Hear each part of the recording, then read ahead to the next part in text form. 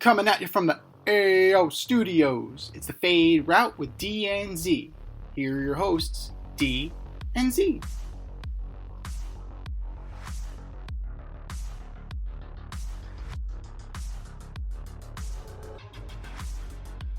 Powered by Riverside FM.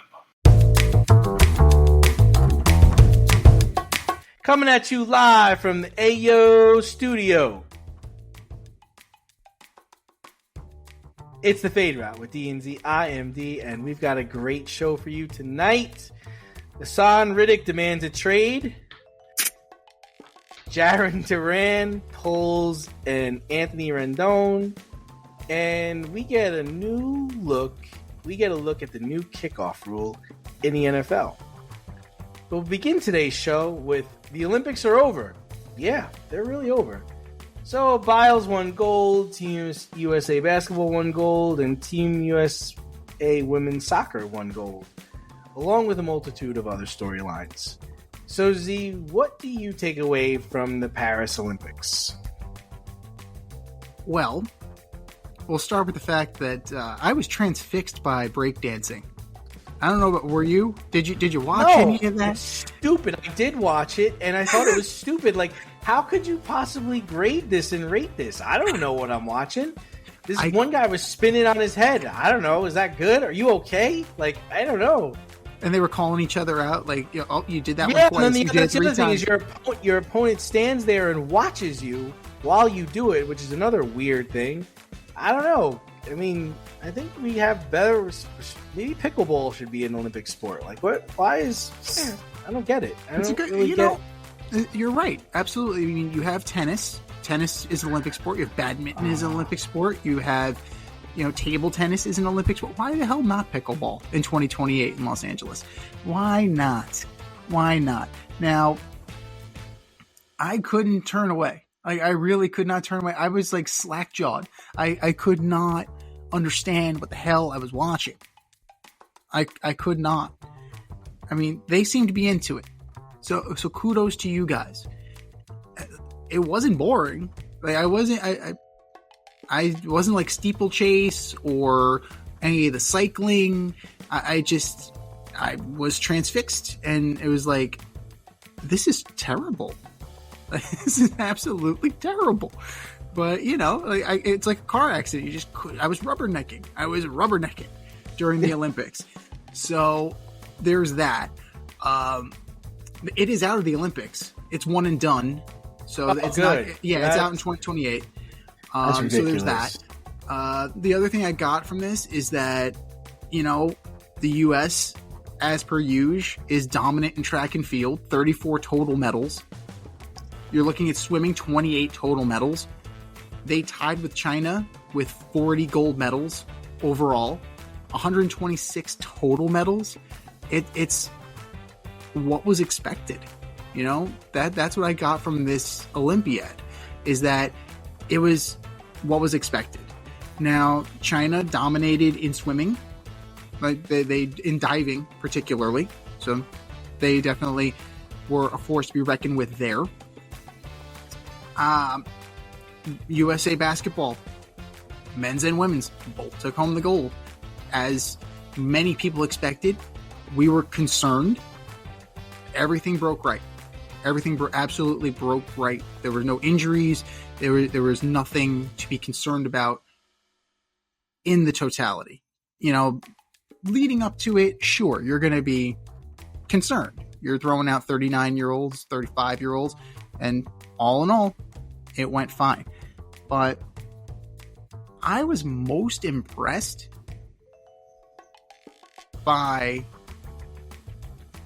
the relay teams, right? So they were fantastic. I mean, you had instances where in both swimming and in track and field that they had to change the shot because the American was so far ahead that you couldn't see who was in second.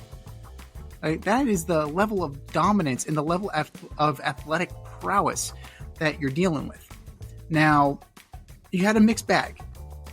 For all the success, you had some guys who, even though there was a little bit of success, you can say they didn't live up to the expectation. I'm looking at Noah Lyles. You talk all that shit. I expect 2 gold medals.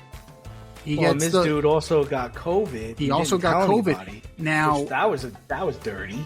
Well, the crazy thing is that the doctor is like, "Nah, you're good." Like, what? Like, this dude was spiking 104 fever on the track. Dude could have died. Like that, that's a little. You're lucky.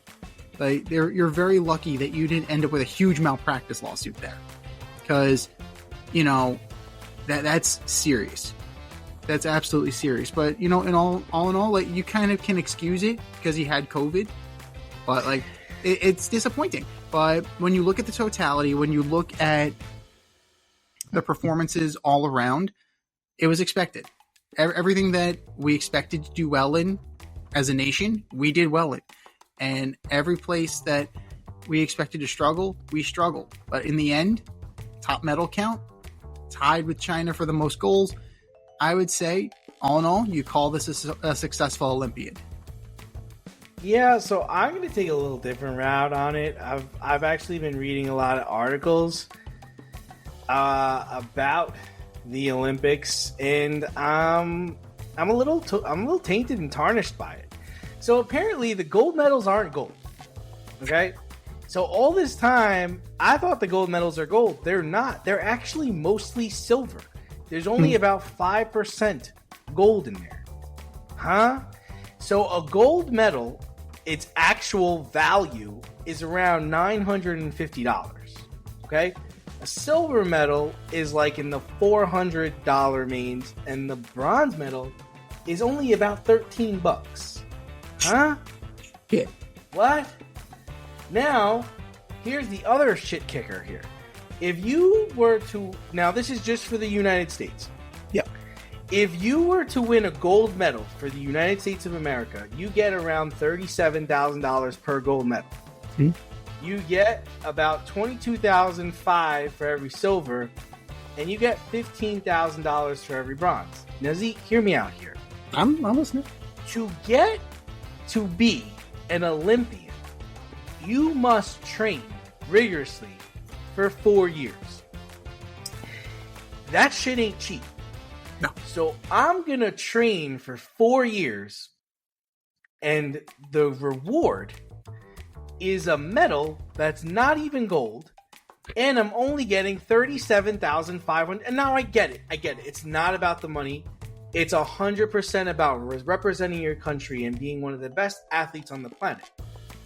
However, you're pretty much telling me that only rich people can compete if you're for the United States, right? Because how could Joe Schmo and Susie Liu afford to train their daughter or train their son to the level of a Katie Ledecky or a Michael Phelps, and then go out there, send their kid around the country for qualifying events, then send their kid off to another country to compete and sustain living and sustain life? And now, if you look at other countries, for example, let me see if I got this right. In Serbia and Malaysia, they pay around $200,000 to $215,000 per gold medal. Huh? Well, how are we so far behind this? I don't know. It kind of really tainted me on this. I really look at the Olympics a lot differently now, and it's just tarnished the whole thing for me. I'm just not interested. I used to be interested in if you're playing for America, it's incredibly difficult for you to be able to sustain that lifestyle, get there, win, and then that's now granted. Michael Phelps, Simone Biles, the best athletes we have, right? They have other deals going on, clearly. Right. Like, they're not just... But they had to get to that point. And how are they getting to that point without the rigorous training, paying a trainer, going all over the country, doing all this stuff? I don't get it. Meanwhile, Singapore, Z, a country that has never won a gold medal. And if reading this right, pays athletes were in 2021, the country awarded gold medalists $737,000 for someone who wins a gold medal for Singapore, where they never won a gold medal. Well, you got to get on that shit. Oh, they haven't won since 2012. That was the last time they got a gold medalist. But I think we owe our athletes, I guess, more for accomplishing that, representing your country. And I don't see how the common person could go to the Olympics for Team USA.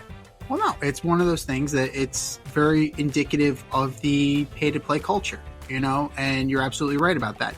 You need, in order to get the best possible training, you're going to have to uproot your life. And that's the sacrifice in it all. Now, monetarily, you're absolutely right. To make less than a first-year teacher, let's put it in perspective. To make less than a first-year teacher for medaling in the Olympics, bro, get the fuck out of here with that. So monetarily, it doesn't make any sense. Financially, it doesn't make any sense. Now, nationalistic patriotism, yeah. So that makes up for it. The endorsements is where you're going to make it, but you got to win. You absolutely have to win. Like Sha'Carri Richardson won. Noah Lyles got a gold medal. Simone Biles, she got 3. So that's 3 golds, not just 3 medals, 3 golds. And then you have a kid like Quincy Hall, a kid. This dude is 16 years old. He's a freaking junior in high school. He's like, I got to go to, I'm in Paris. I'm hanging out with Snoop. I'm at this gold medal party. I'm hanging out with, Well, I'm actually glad you brought that up. And then you get a guy like Snoop Dogg. How much was Snoop making for being in part of the Olympics? Wasn't he making like $500,000 a day or something stupid like that? I don't know what his day rate was for the Olympics to be the mascot, but effectively Snoop Dogg was the American mascot. And then the last day was Tom Cruise. I just didn't understand that until the end when he did the handoff to 2028. So Snoop Dogg was paid $500,000 a day plus expenses to be at the Olympics. That's wild.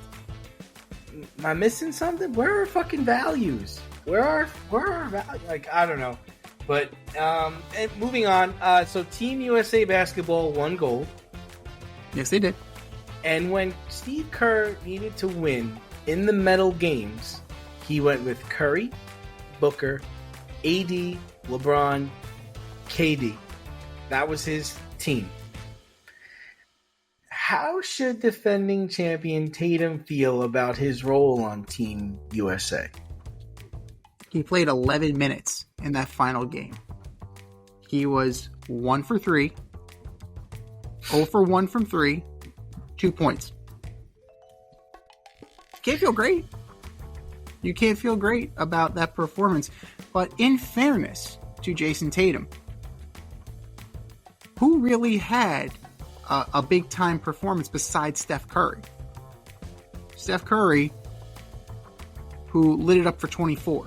Still, well, hold on. What are you talking about? Are you talking about in the gold medal game? I'm talking about the game. I'm talking about the gold medal game. I'm just talking about that game. Yeah, I mean Curry definitely lit it up but I feel like LeBron, KD, AD, and even Booker had their moments in the medal games and leading up to the gold medal games where you can say, okay, like these guys came to play, But in that gold medal game, 4 people, only 4 U.S. players were in double digits. That's that's a little bit of credit to France there. But only, Steph, Devin Booker, LeBron, and KD were in double digits in points. Everybody else was a single. So, LeBron ended up with a double-double. That's it. Everybody else had a single.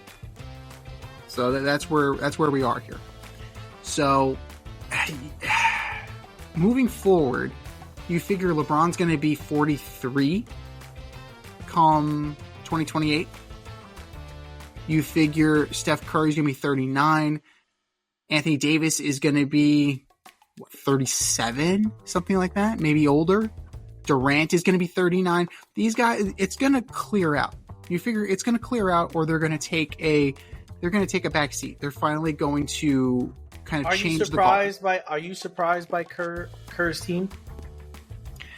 Am I surprised by the fact that he relied on superstar athletes to do superstar athlete shit? Absolutely not. Am I surprised that he relied on a guy that he's coached for years?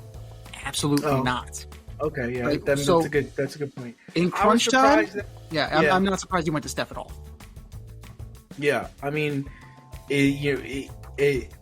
Bill Simmons and Doc Rivers talked on Bill Simmons' podcast about how it was pretty clear that once the medal game started, Steve Kerr had his team.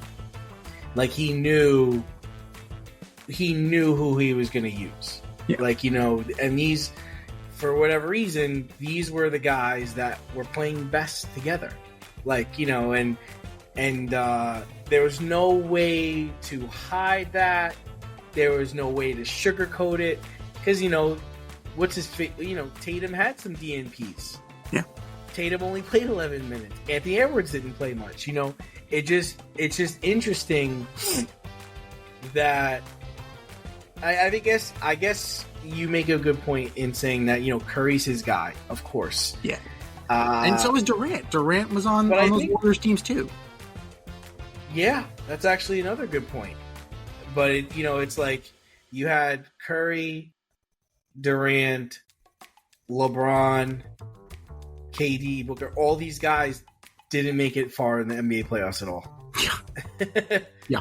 Right? What's the common thread? But the other thing, Z, is like this was a different type of basketball, and I think there could be a point to be said where this was a better, more competitive basketball. The 10-minute quarters, and every team you're playing against, I mean, let's say out of the top 5 teams in the World Cup, or I'm sorry, in the Olympics, they were all-star teams. I mean, the French team was no joke, and the scoring was much lower. Mm-hmm. It was better officiated.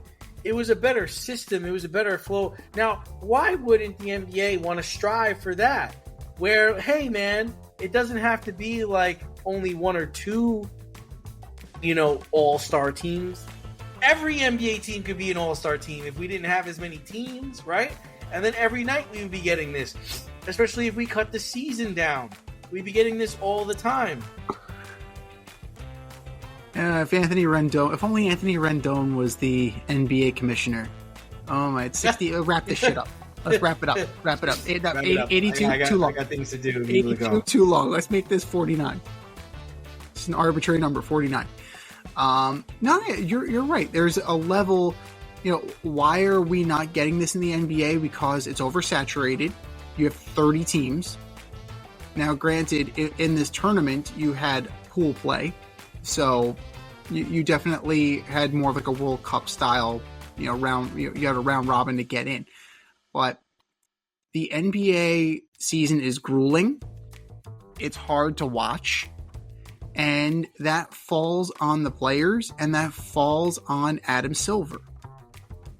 So at the end of the day, Adam Silver lets the players run the show, right? You have the load management situations. You have the constant will they, won't they play, the uncertainty on a given night as a fan is kind of ridiculous. The fact that you have to incentivize your athletes to play with this in-season tournament. Now we've got the opening of the in-season tournament is Clay's return to Golden State. That's going to be one of the highlights of it. So there's that coming up. But, the NBA is extremely flawed. At the end of the day, it's a business, and they made some business decisions, and ultimately you're paying for it with the product. They're raking in the cash. They're absolutely raking in the cash with the TV deal and the exorbitant contracts and the global exposure. Steph Curry's a global name. LeBron's a global name. Anthony Davis, global. Right? but you're paying for it with a substandard product. I'd rather have something like the international game. So the international game is way more competitive. But competition doesn't always, competition isn't always what's on the forefront and what's always the motive of the NBA in terms of certain decisions. Hey there, NFL football fans. This is the lovely Rita Sanchez, aka your option football champ for the 2023 NFL season. I'm inviting you to join us for the 2024 option, where we pick the winning teams for each week's matchups and compete against each other to see whose picks reign supreme. Are you in? Head over to CBS Sports and search for the Option 2024 League, or hit the link in the bio on the Fade Route socials and join today. It's for free. Pick a witty name, some winning teams, and I'll see you out there for week 1. Well, football season is in full effect. Speaking of boneheaded decisions. And we're getting a chance to check out new players on new teams. But we're also getting a chance to check out the new kickoff rule. So, after seeing every preseason game so far, what are your thoughts? Well, for those of you that haven't seen this, let's kind of break it down for you. It is the XFL rule. The second XFL, not the first XFL. There's no scramble for the ball where somebody can possibly tear an ACL.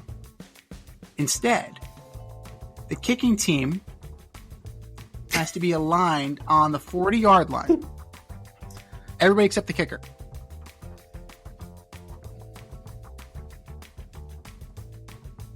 So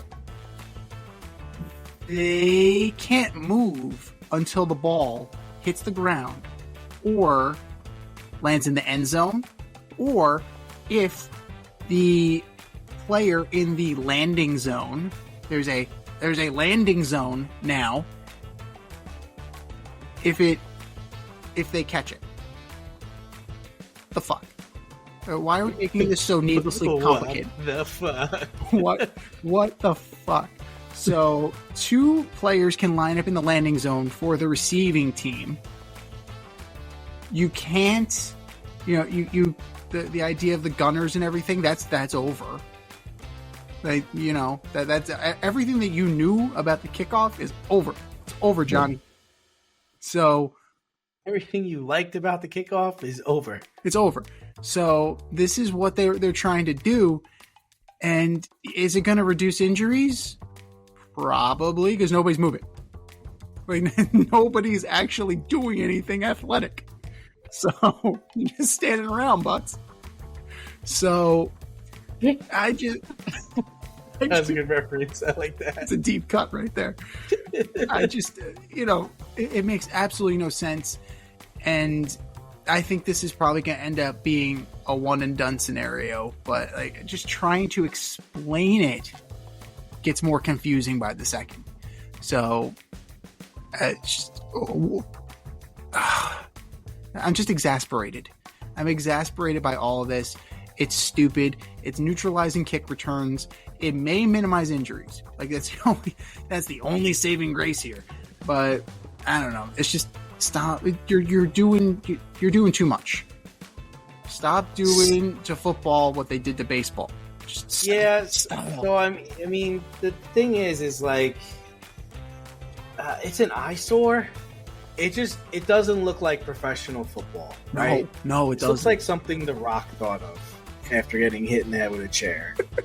I mean, how about this? How about we do this? Instead of this weird alignment and this drop zone and landing zone and all this stuff, how about if a kicker is able to kick it through the uprights, right?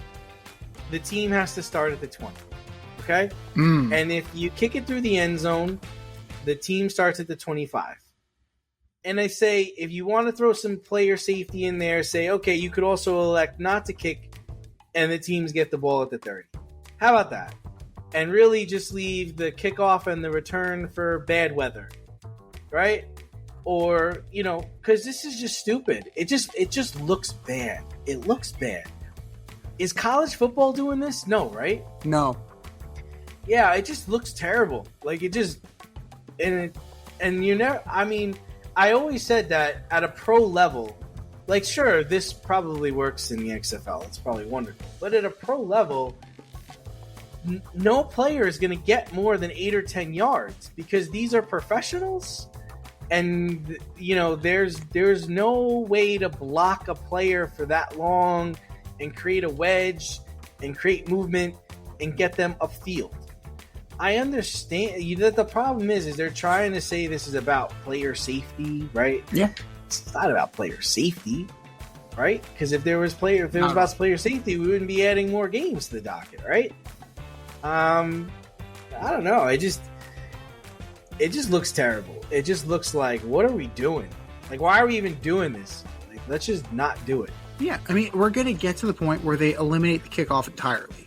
I think that's where they want to go anyway. So if that's where you want to go, just fucking do it. Just do it. Because at the end of the day, I would hate to see that part of the game leave though, in its entirety. Like, why can't it be more of like an optional thing? Or why don't we put less players on the field? Like, there's got to be a better way to make this safer than adopting this XFL rule, because it just looks bad. I think initially we thought maybe this could work, maybe it was a good idea, but I think it's just good for the XFL and it's good for a gimmickly league. It's a gimmick. I'm glad that you used that word because that's exactly what it is. It just looks terrible. I mean, I know the Chiefs are talking about not even having Harrison Butker kick it off. They're going to have one of their linebackers kick it off because why do we need him to kick it? We'll have one of our linebackers kick it, maybe get something out of it. Well, it's funny because if it was under your proposal, you'd want Harrison Butker kicking it out there because it's a touchback, that takes you to 20. Like, let's incentivize. I think that makes it much more exciting if you incentivize parts of the field. Like, if a kicker could get it through the uprights from where he's kicking it, that's impressive. That's something to stay in the stands and watch and see if it happens. So the one pushback I would say is move them back to where they used to kick from. Yes, I agree with you. I agree. That's the other part I would put in there, right? And then the other thing is, like I said, is like give teams the option, like if you're thin or you're hurt, your kicker gets hurt. If you feel like you can't afford to lose any more players today, then elect not to kick and give the ball to the team at the 30. There's your safety right there. That to me is the safe option. Or maybe it is that they have this new Halo helmet or this new this compression thing they're putting on everybody's helmet. Maybe all the people on the kickoff have to wear this. Yeah. How about that? And then right after the kickoff, it's a brief timeout so that the players that are coming onto the field that don't want it on, they can take it off. It's a TV timeout after every kickoff. How about that? That works, right? That's what the whole point of this thing on their helmets is for, because it's safer. There's your safety right there. What's the problem? Everybody's got to wear one. You want to be on a kickoff team?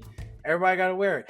Or how about this? The players on the kickoff team, you can have 8 players on a kickoff team that don't count towards your roster spot.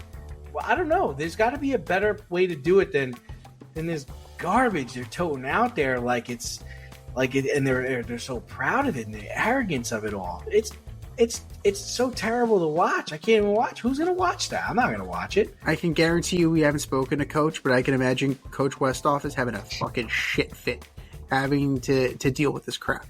I don't know. Maybe he embraces the challenge as a special teams coach, but the kickoff is one of the most exciting plays in football. Used to be. How are you going to not so let me, how are you just not going to, how are you going to take it out like that? It's just so bad. It's terrible. I don't like it at all. I don't like the way it looks. And they got to do something. You got to do something. They do. The problem is that everything that they've tried to do is just absolutely blown up in their face. So, you're just trying to you end up reducing return. I like the first rule they brought in where I think they were saying, you can't, because players used to hold hands. Create like a wall of 4 or 5 players. I mean, that's fair to get rid of that. That's not bad. Yeah, you don't need the wedge. No, I agree. You don't need the wedge. Well, the other thing you could do is why not? You could also prevent the buildup of speed, right? Mm-hmm. So maybe it's that they don't.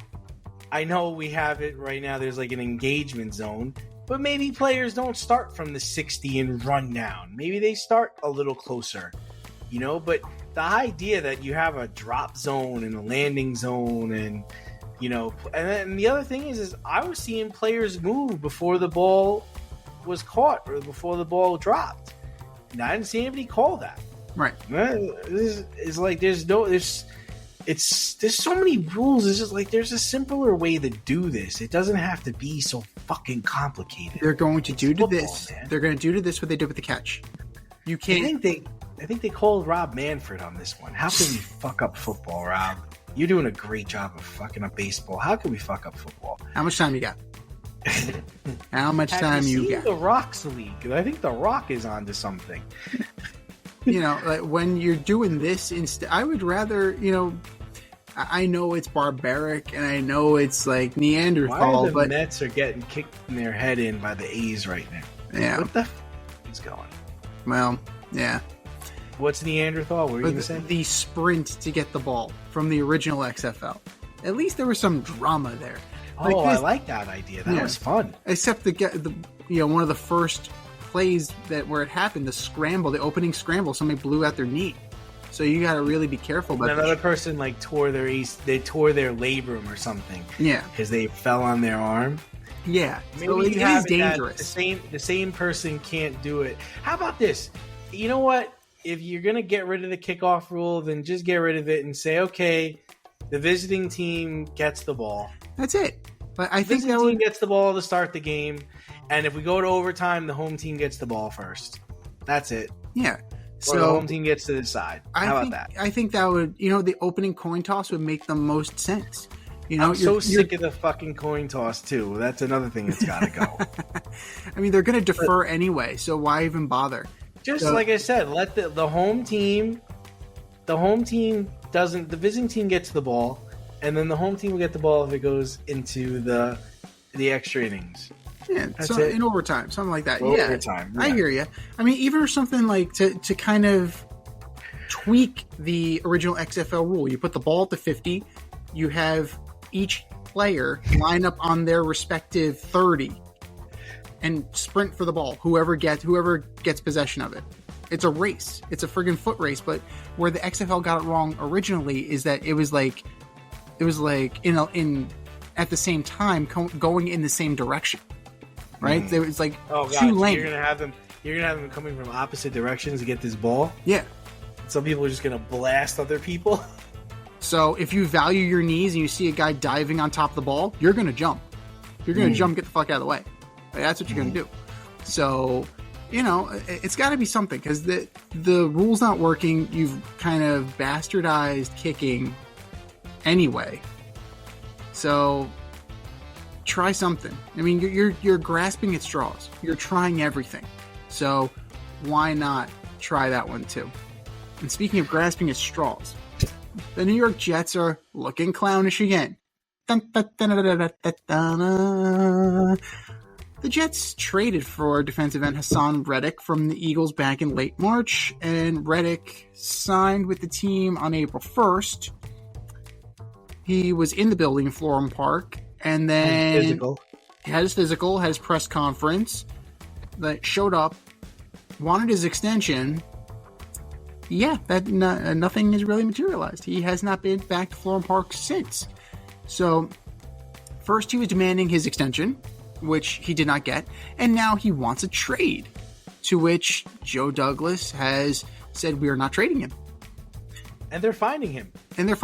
He's already accrued close to $1 million in fines. That's a way to ingratiate yourself. You can't take these fines away because he's not on his rookie deal, so you can't take these fines away. And Jesus Christ! So this is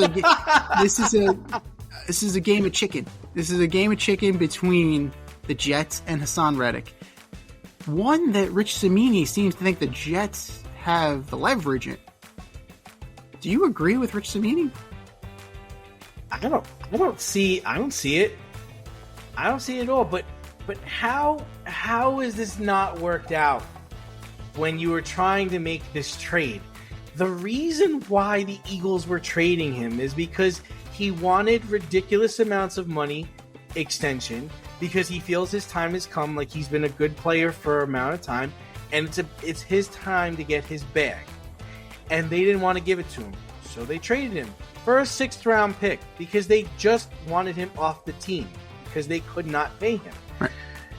And if you decided that you had worked things out or you had figured things out, you should have signed this extension as soon as the trade happened. Why did we wait so long?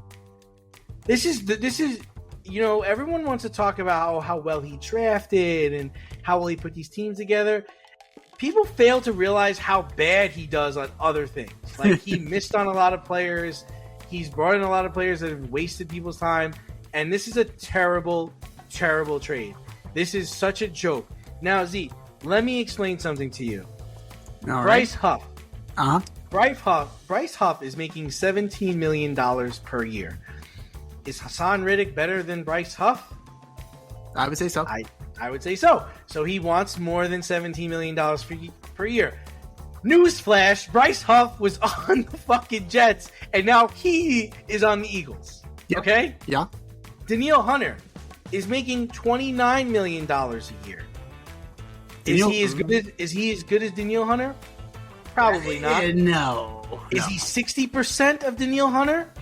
That's fair. I could say so. Is he 70% of Danielle Hunter? Yeah. Probably. Is he 80%? We could probably argue yes or no there. That's the kind of money he's looking for. Like, he's not going to take less than that. Nick Bosa is making $34 million per year. Is he Nick Bosa? No. No. Is he 60% of Nick Bosa? Yeah. 70%? Yeah. So that's the kind of money he's looking for. If you're not going to pay him this money, then cut him or trade him. And I don't know who would take him at this point because he hasn't practiced and he wants to get paid. You basically have to wait for someone to get hurt now to trade him. And you've wasted everybody's time, including his. And the other part is like, who is going to now be, because you were banking on this guy coming in and being your pass rusher. So who's going to step up? Will McDonald? Really? That's who we're going to leaky throw to?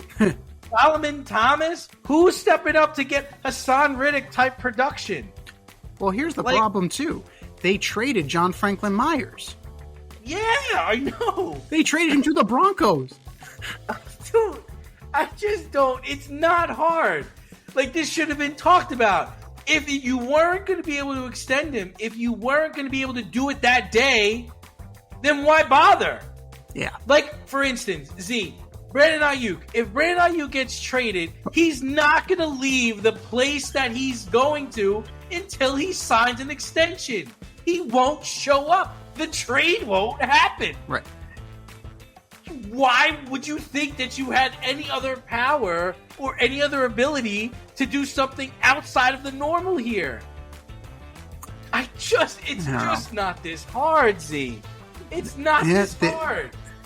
It is. Oh, it yeah. is, We'll trade it for Brandon Ayuk. We'll give you that extension, Brandon, when we get around to it. Motherfucker, I ain't practicing until I get my money. Well, this is the problem. You're negotiating with an idiot. That's the problem. Joe Douglas. Joe Douglas. Oh, yeah. Like I don't... Like, what made you think he would take... So, Z, just to put things in perspective, he's only scheduled to make $14 million this year. Yeah. 14 and a quarter. So do you see his side? Yeah. Do you see Hassan Reddick's side of this argument? I see that... I mean, he's undervalued at 14 and a quarter. You know, like yes, right. He's he's been a good player for a decent amount of time, and it's just time for him to get paid. Like, he's seeing everybody else get paid. He wants his big contract. He wants to get paid. Otherwise, I'm not going to play football. Well, the thing is that it's not going to be with the Jets. So that's for damn sure. If you keep not. going about this, like there have been 3 or 4 players that have requested trades and have poisoned the well with the Jets under Joe Douglas. Jamal Adams. Say what you will about Jamal Adams. The Jets won that trade. So They did. So they won that one. So They did. just like Brody Van Wagenen won the Edwin Diaz trade, like okay, you get one, and it was his first one, and then everything else has gone to shit. Denzel Mims, adios. Elijah Moore, goodbye. We hardly knew you. Like, this is what happens. Like he's gonna get dealt. Hassan Reddick is gonna get dealt. The question is to who? They're not stupid enough to trade him in the AFC. Well, then again, it's the Jets, so they may very well trade him to the fucking AFC. I don't even see a way that he could step into that locker room at this point. No. Like, he hasn't been there. He hasn't gone to camp. He didn't go to OTAs. He hasn't done anything but take a physical on April 1st. He's not a Jet. Like, how is he, even if they resolve this, how is he going to walk into that building? And when is he even going to be able to play? Like, he's probably not going to be in shape till like week 7. I would say probably week 7. But Aaron Rodgers wants him there. So like, what are you going to do? How are you going to make your quarterback happy? Because you don't have any fucking money. You don't have any money to pay this guy. So is Aaron Rodgers? He is. He's from Camden. He's from friggin'. That's why Philly was a homecoming. Camden's like 20 minutes outside of Philly. So it's like, okay. This is. Are you going to renegotiate your contract, Aaron, to free up some money to pay Hassan Reddick? Well, the other part, Z, is his value is now diminished, right? It's like the Jets traded him for a 6th-round pick. They're not getting that. No. You're not going to get that. I'm not giving you anything. And we can't pay him. Well, we don't want to pay him. Here's my deal. There's one more thing that we need to take into account here. Matthew Judon is talking his way out of New England, too. So, who would you rather have, Matt Judon or Hassan Reddick? Judon, exactly. Yeah. So, I would rather do that. Now, those former Ravens can always play really well. Yeah, so that's the thing. I would rather have Matthew Judon. It's going to be a problem for Hassan Reddick. He's probably not going to get moved until Judon gets moved, if Judon gets moved. Now, that kind of it also kind of plays into the market. The other ugly part about this is he's got all these fines that are not, you can't rescind them. No. You're poisoning the well. You're poisoning the well. And both sides are. It's a game of chicken. It's an absolute game of chicken. Who's going to blink first? But see, I don't think it's both sides. I'm on Hassan Reddick's side. I'm on his side. It's time for me to get paid. So yes, these are the numbers. But you have an agent for that reason. You can negotiate in camp. It's not this forced choice of I'm going to stay away, or I'm just going to withhold service. You don't have to. You can. That's what the agent does. That's it. Literally, his job is to negotiate. You can get ready. But Z, he's not going to go out there on a 1-year deal. No, but he's also going to be in football shape for his next team. He might be doing stuff on his own, but he ain't going to go there and work with that team, because then if he gets hurt there, then he's ruining his career. I'm with him, but what's a realistic number for him? Well, what's a realistic number for him? What if you're Joe D, or if you're let's change it. If you're his agent, Joe D calls you. He's like, listen, I just want him here. Yeah. What's it going to cost? How do we get this done? What are you looking at? What do you need? I'm going to want Nick Bosa money. I'm going to want Danielle Hunter money. I'm going to want between $29 and $31 million. I ain't going to get $29 to $31 million because he's not that guy.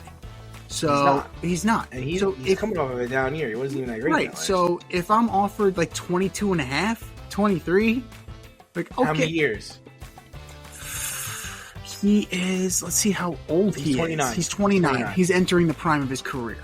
Okay. So you're looking at 3 or 4. I'll get one more big contract possibly. 3 with an option for 4. I wouldn't mind that. I wouldn't laugh at that. I'll tell you right now. I would want one more bite at the apple. This is my number. My number is I want 5-year, $25 million per year to play for the Jets. To play for any other team, I want what you just said. I want a 3-year, 22.5. Yeah. That's the way I would do it, because I would feel I don't want to go here anymore. I don't want to go here anymore. Sounds like you never wanted to. You poisoned this situation. You made this thing shit. Like, I don't want to play here. Like, you can't even give me you, because I find it very hard to believe that his side is the side that's changed their story. No, not yet. Because the Philly already knew, hey, we're not going to be able to pay you. And we're going to have to trade you.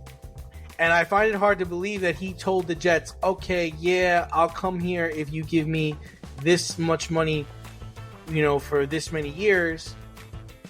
I find, and him saying, no, I'm not going to do that anymore. I mean, the market, I guess, did change a bit, but I find it hard to believe that he would double back on that. Did he really think he got them stuck? Also, it's his neck of the woods. He's from Jersey. Yeah. It's not like you're going to, like, Minnesota or you're going to Seattle. Like, he's staying. He could probably still live in his house wherever he lives and still do the drive or whatever. So it makes it. I do think it happened on the Jets side. I think, from whatever signings they were doing and whatever roster moves they were doing, they're like, listen, I know we told you we were going to do this much, but can we do this much, and we'll throw you in a bonus like next year or something like that. We'll make it up to you in other ways. And I'm sure he's like, fuck no. Fuck no. I don't think so. No, I don't think so, bitches. But let's think about this. If they do, finally, if Joe Douglas finally relents and says, okay, go seek a trade, like, what is the market for him? Dallas? I call Dallas. Yeah, I call Dallas. That's who I'd call. Because if I'm going somewhere else, now I can't get my bag. I can't. Because This is the only place that I was going to get my bag, because they promised me my bag. So now I just need to go somewhere and ball out, and I'll get my money in another way. So yeah, I'm looking at. I want to go to Dallas. I'll go to Miami. I'll go. Yeah, Joe Douglas isn't going to trade within division, let alone conference. He might not have a choice, dude. He might, if he wants anything back in return, he's not going to have a choice. Tampa Bay. He might have to cut this guy. Tampa Bay. Yeah, I'll go to Tampa Bay. Detroit. Yeah, I'll go to Detroit. But Detroit has something, so they're not gonna mess with that. And Minnesota might be interested. Minnesota. Falcons, interesting. Falcons. Go to Atlanta. Play Atlanta. Cool. I think that would be. I think. Yeah, they love making deals with Green Bay. Call Green Bay. They love to fleece you. Oh my God. Go to Green Bay. I mean, I know the Rams are missing a pass rusher. Maybe they want to get. Maybe they want to get down and. They don't have any fucking. They have nothing to give you. A third-round pick in 2072. Like, that's what you're gonna get. But they're not a team that's in the market for that. Step outside of your safe area and make a statement without saying much. With FCK Clout Lifestyle Apparel. Embrace the colorful chaos and stay emotionally regulated in their graphic tees, hoodies, snapbacks, accessories, and more. Go to fckclout.com today and check out current season and past season merchandise for men and women. Get it while you can. That's fckclout.com. Check them out today. fckclout.com.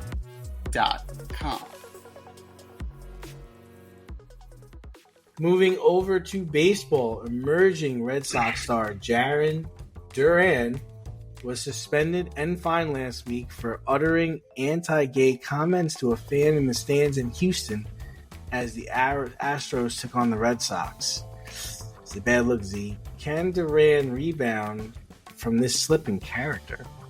So you said Anthony Rendon earlier. I'm going to say it's John Rocker. Like, it's that level of bad. It's almost. So you're saying I'm a bitch? I'm saying you're a friggin' homophobe. If that word leaves your lips, like, even in a fit of anger, the fact that word so freely came out of your mouth is a problem. That's a major problem. So you gotta really do some soul searching. You got to do some sensitivity training. You have to reach out, do some community outreach. You have to rebuild your trust. You need to rebuild your standing in the community, and not just the Boston community, but the LGBTQ community too, because that's a ridiculously homophobic slur that you just casually let escape your lips because a guy was chanting that you need a tennis racket to hit the ball. Those things don't equate. Like that, I mean, it's never okay. I'm just making that very clear. That word is never okay. Yeah, I mean, you got to be a pro. You got to be a pro, and that was not a pro move. And I don't think something someone does at their lowest defines them. So I do think he will have ample opportunity to rebound from this and be better for it. And there has to be you're a professional baseball player. You wear a city you wear a city on your head and a city on your chest. He's not even paid. He's only making like $730,000 this year. I say only, but so he got hit with a $700-800 fine, which is rightly said. And he's missing games, but listen. There's no excuse for it, especially now. There's just no excuse for talking like that or saying things like that. If you got to walk away, you got to step away, you got to ignore it. You need to wear earbuds so you can't hear what people are saying to you. You could do things like that. You could talk to, I'm sure the team has a psychologist, but you can't attack fans and you can't say stuff like that. It's just, there's no excuse for it. There's Absolutely none. not. Absolutely not. Now, you can argue whether or not the 2 games and the fine was sufficient. I think it's fine. He did come out and apologize. It was a sincere apology, not an I'm sorry for those who were offended. Like, that's the lamest of lame apologies, and you're really not apologizing to anybody when you make a statement like that. So, he is a young man, and his teammates have his back, which is important. Rob Refsnyder came out and said, we all love him. He'll learn from this. We're all human. We all make mistakes, but he'll learn from this. And I would say so. If you're going to be professional, and this is what's going to come, people are going to heckle you. Right. People are it comes with the job. Like, that's what, we like to joke about Anthony Rendon, but you're saying I'm a bitch thing, it's from he was being heckled by a fan. Like, you need, as a pro, you need to not have thin skin, and you can't have rabbit ears. Those are 2 things that you cannot have. I think the other part is like, in the NBA, some of them have fun with it. They'll talk back, but they're not derogatory, or they're not, they're not, misogynist like that. Like, you can't do that. If you want to have fun with it, you can have fun with it, but that's not okay. You can't talk like that to a paying fan. This is somebody that's coming to see their team play, not coming to see you play. They're coming to see their team play, and you're the visiting team. Like, you represent Boston. You represent the city of Boston, and you can't do that. Yeah, and you know what? Like, Boston hasn't exactly had a glowing record on, certain on relations. Yeah, their social history is not great. So, Jaron Duran has some work to do. he at least acknowledges that he made a mistake. He at least acknowledges that he never should have said it. And it was unprovoked. It was uncoerced. And he can learn from it. He can learn from it. We also have to learn from it at a larger macro level, on a social level. Like, we have to be better as well as a society and as fans. Like, there's a fan code of conduct. You can't be saying shit like that. You can't be inciting a response. Yes, the response was extreme. Yes, the response was uncalled for. You know, like, we all have to be better. We all have to be better. But Jarren Duran, absolutely inexcusable. And kudos to Boston. Kudos to Major League Baseball. You acted swiftly. You acted appropriately. And maybe this is the wake-up call. Hopefully, this is the wake-up call that he needed.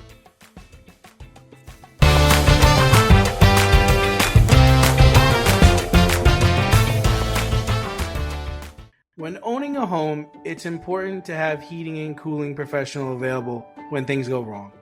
Air Care Technicians is a veteran-owned HVAC company servicing the Westchester area.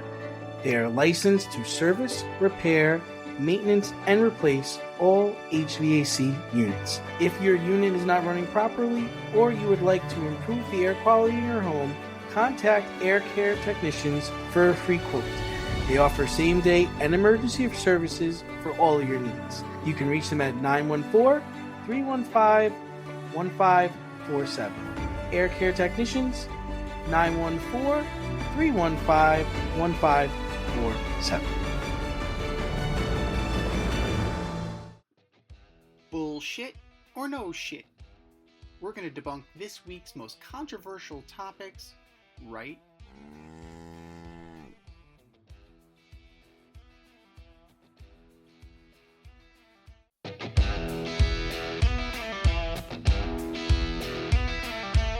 All right, boys and girls, we have a statement, and it's either bullshit or no shit.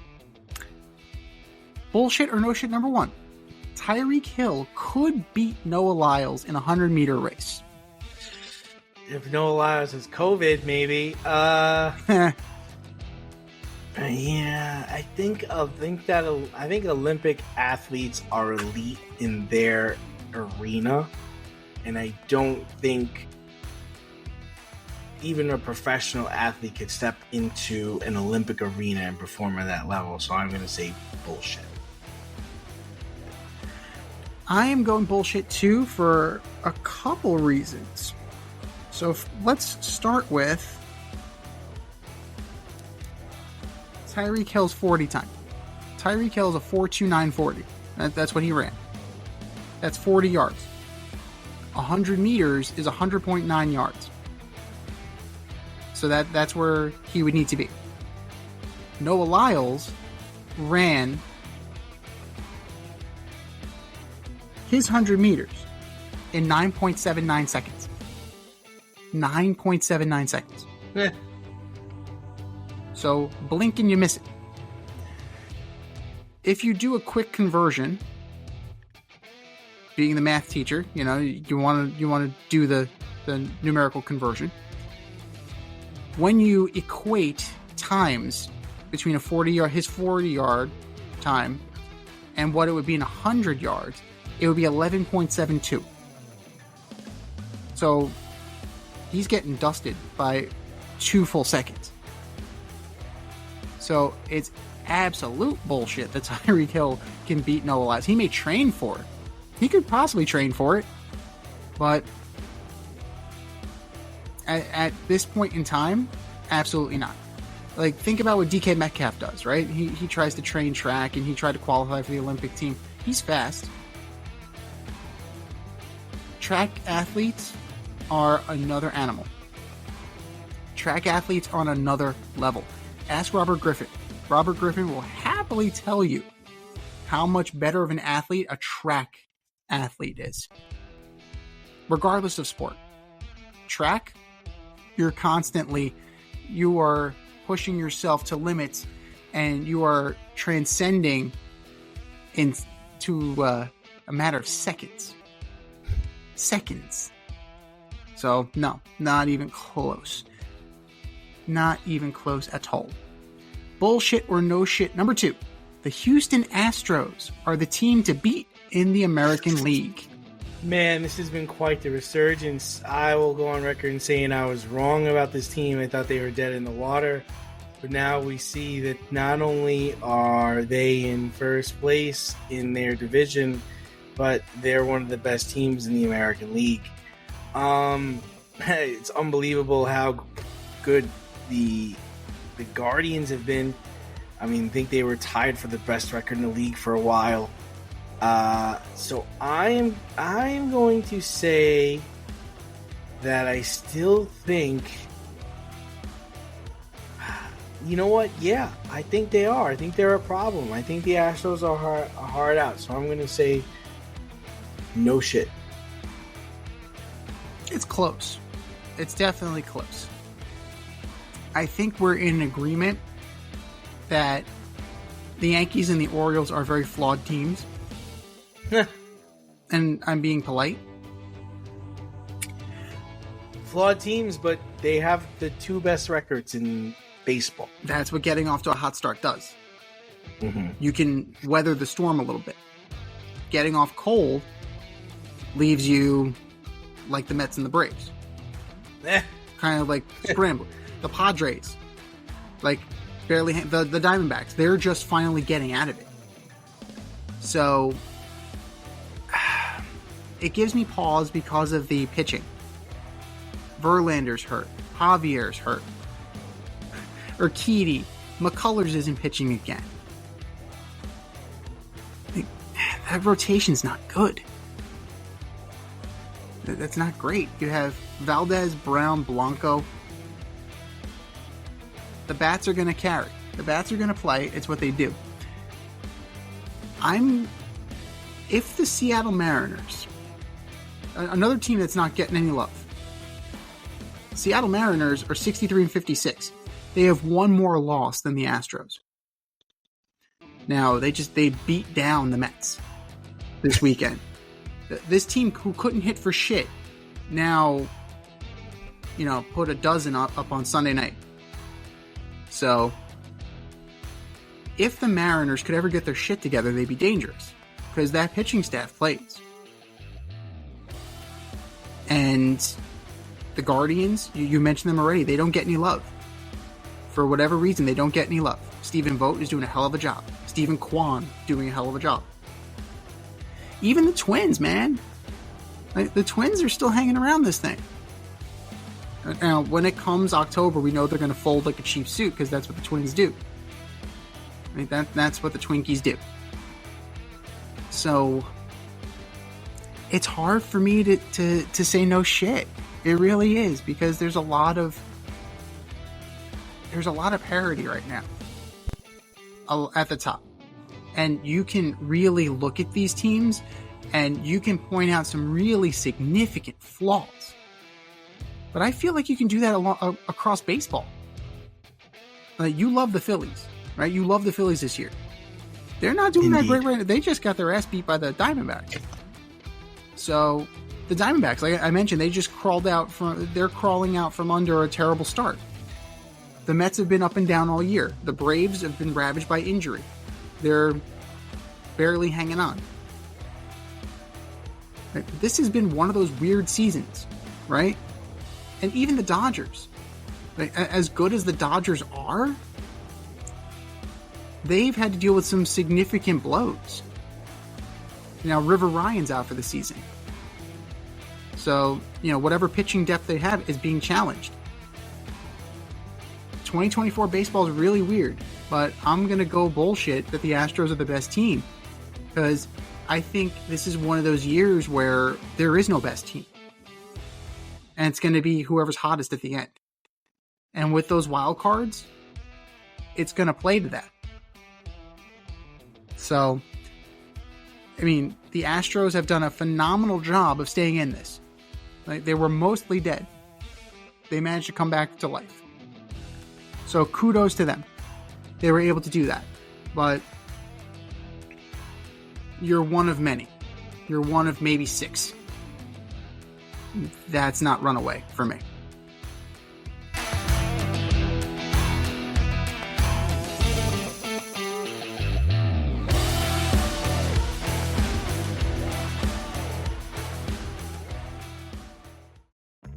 Your favorite podcast has its own merch line now. Go to the Fade Store with DNZ.com today and check out our releases in apparel, accessories, drinkware, and more. Ever wanted an Alleged Superstar t-shirt? We got those. You want some yoga pants? We got those too. And we're not done yet. We have a lot of exciting collaborations and new products on the way. But check out what we have now at the Fade Store with DNZ.com. That's the Fade Store with DNZ.com.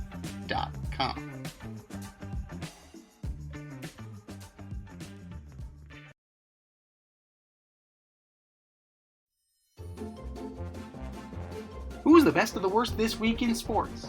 The Fade Store presents the Alleged Superstar of the Week Award.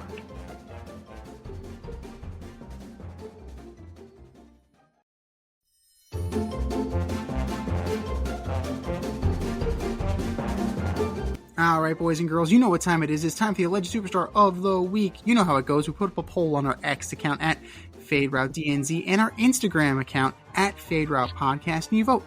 And you vote, and you vote, and you vote. And the winner of said vote gets a shout-out on this here show and takes home the coveted ass trophy. And do you know who took home the coveted ass trophy, D? I don't. If you smell what the Rock is cooking. I smell decommissions from the Army, Rock, and I smell a lawsuit. But that was last week. This is this week. Who are your nominees for Alleged Superstar of the Week, D? All right, so first up, I've got GM of the New York Jets, Joe Douglas. How do you trade for Hassan Reddick without being 100% sure he was going to show up for training camp, for OTAs, and for the 2024 season? Joe Douglas, you are my Alleged Superstar of the Week. And number 2, Jason Tatum. In the gold medal game, 11 minutes, 1 for 3, 2 points, and you're a defending NBA champion. Right. Jason Tatum, you are my Alleged Superstar of the Week. And last but not least, Jaren Duren. Uttering a gay slur at an Astros-Red Sox game is not professional, bruh. Gotta be better. Just do better. Jaren Duren, you are my Alleged Superstar of the Week. What do you got, Z? Great choices. All very good choices. You can't go wrong with any of them. I'm going to start with the New York Mets. What a weekend it was. Oh my God. In your 3-game sweep, you managed to score 1 run. You got swept by the Mariners, who are a good team. They're a good team. They're in the middle of this. But you were outscored 22-1. Pete Alonso over 13. Terrible. Absolutely atrocious. 22-1. That team is not that much better than you. They're not 21 runs better than you. You make Cal Raleigh look like fucking Cal Ripken. Like, he's hitting bombs on Sunday night. Big Dumper just took a dump all over you. New York Mets, you are my Alleged Superstar of the Week. Number 2, Olympic gymnastics scoring. Can we figure this stuff out by now? Now, there's an issue with the Romanian gymnast and American Jordan Childs over the score, and did somebody step out? Was there a fault? The Americans lodged their complaint 4 seconds after the allotted time. Now you're in a situation where she didn't have the bronze, but then Childs won the bronze, and now she's probably not going to win the bronze again, even though the Romanian Olympic Federation said, we'll share. We'll just fucking share at this point because your scoring system was so atrocious and you did such a bad job of refereeing this whole thing. So, yeah. Need we say more? I'm shocked that there's controversy with gymnastics scoring. Olympic scoring. Olympic gymnastics officials. You are my alleged superstar of the week. And then last but not least, that Australian breakdancer. That Australian breakdancer was so terrible. How terrible was she? She got dragged online. She got absolutely trolled. She got the Elaine from Seinfeld treatment. She got the Peter Griffin treatment. So, you got that. And to make matters worse, breakdancing is now out of the 2028 Olympics. So we can say that performance single-handedly fucked it up for everybody. Party's over. Max fucked it up for everybody. Time to go home. Shut it down. Let's go home. Shut it down. Let's go home. Oh my god. The Australian breakdancer. Like, it's just something. It was a thing of beauty in its train wreck. In its pure train wreck. Raygun. That's her name. Raygun. Who apparently has a PhD in rhythmic studies. Who knew there was such a thing? Well, Doc, I think you may need to go back to school. Raygun, the Australian Olympic breakdancer. You are my alleged superstar of the week. I think we've said our piece. Go to our X account at FadeRouteDNZ. Go to our Instagram poll at FadeRoutePodcast and vote, and vote, and vote, and vote. And for our nominees. You're better than that. Just do better. Just do better. This has been the Fade Route with DNZ. Thanks for tuning in tonight. Catch our podcast on Wednesday nights on Spotify, iTunes, iHeartRadio, or wherever you listen to your podcast. So until next time, stay fade, everyone. Time for us to run the go route. We'll talk to you next week.